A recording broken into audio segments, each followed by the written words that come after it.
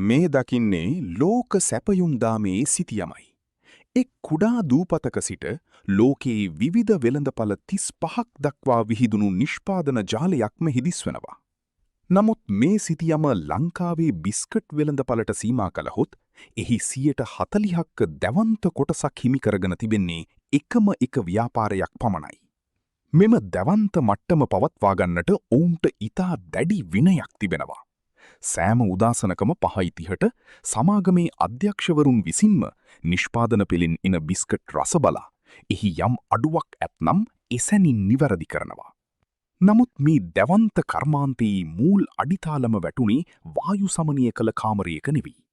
1922 දී 17 හැවිරිදි පිරිමි ළමයෙක් වූ ඒ.ජී. හින්නියප්පුහාමි කොළඹ නගරයට පැමිණෙන්නේ කිසිම හවුහරණක් නොමැතිවයි. එදා ඔහුගේ සාක්කුවේ තිබුණේ සත 75ක් පමණයි. ඒ සත 75කින් ජාත්‍යන්තර මට්ටමේ ව්‍යාපාරයක් දක්වා පැමිණි ගමන ඇදහිය නොහැකි අරගලයක ප්‍රතිඵලයක්. ඔහුගේ පළමු ව්‍යාපාරය වුණේ නැව් සමාගමක ආපනශාලාවක්. නමුත් ඊර්ෂාකාරී ප්‍රතිවාදියෙක් සීනි බදුන් වලට ලුණු මිශ්‍ර කර ඔහුගේ තී ව්‍යාපාරය විනාශ කළා.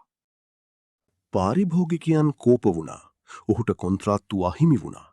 හින්නියප්පුහාමිට ඔහුගේ එකම ආදායම් මාර්ගයත් නැති වී ගියා. සාමාන්‍යයෙන් මෙවැනි තත්වයකදී ඕනෑම අයෙක් පලා යනවා. නමුත් ඔහු කොළඹම නැවතී කුලී වැඩ කරමින් තමා ණය වී සිටි සෑම සතයක්ම පෞද්ගලිකවම ගෙවා දැමුවා. එතනදී ඔහු වැදගත් පාඩමක් ඉගෙන ගත්තා. ඒ තමයි අනුන්ගේ කොන්ත්‍රාත්තු මත යැපීම අනතුරුදායක බව. ඔහුට අවශ්‍ය වුණේ තමන්ටම ආවේනික වූ තමන්ගේම පාලනය යටතේ පවතින ව්‍යාපාරයක්. ඔහු මැලිබන් වීදියේ කුඩා තේ කඩයක් ආරම්භ කළා. නිදි නොලබා වෙහෙස මහන්සි වී වැඩ කරමින් එතනට පැමිණෙන සෑම කෙනෙකුටම උපරිම සේවයක් ලබා දීමට ඔහු උත්සාහ කළා. 1935 වන විට තේ කඩයේ ලාභයෙන් හෝටලයක් ආරම්භ වූ ඔහු පසුව සිය සහෝදරයන්ද කැඳවාගෙන නගරය පුරා හෝටල්, බේකරි සහ කිරි නිෂ්පාදන ජාලයක් ව්‍යාප්ත කළා. පාරිභෝගිකයා සතුටු කිරීමේ ඒ දැඩි උනන්දුව නිසාම වෙළඳපළ ජයග්‍රහණය කිරීමට ඔහුට අපහසු වුණේ නැහැ. නමුත් 1940 දෙවන ලෝක යුද්ධයත් සමග සැපයුම් දාම බිඳ වැටුණා. ආහාර හිංගිය නිසා නැවුම් ආහාර සැපයීම අසීරු වුණා.